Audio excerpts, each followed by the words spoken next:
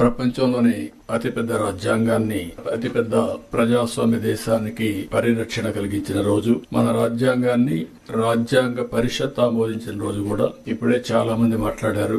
భారత రాజ్యాంగ నిర్మాత డాక్టర్ బిఆర్ అంబేద్కర్ సారథ్యంలో 2 సంవత్సరాల 11 నెలల 18 రోజుల పాటు సుదీర్ఘంగా ఆలోచించి రాసినటువంటి రాజ్యాంగం.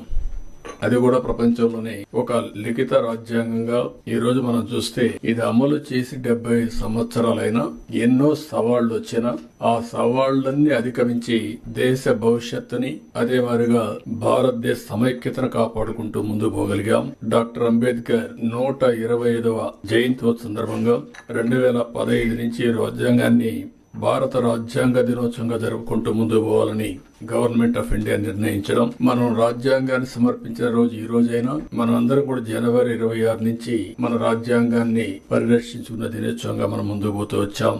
అయితే ఈ రోజు మనం దీన్ని ఒక 2 అకేషన్ లో గుర్తు చేసుకుంటున్నాం. స్వాతంత్ర దినోత్సవం జరుపుకుంటున్నాం.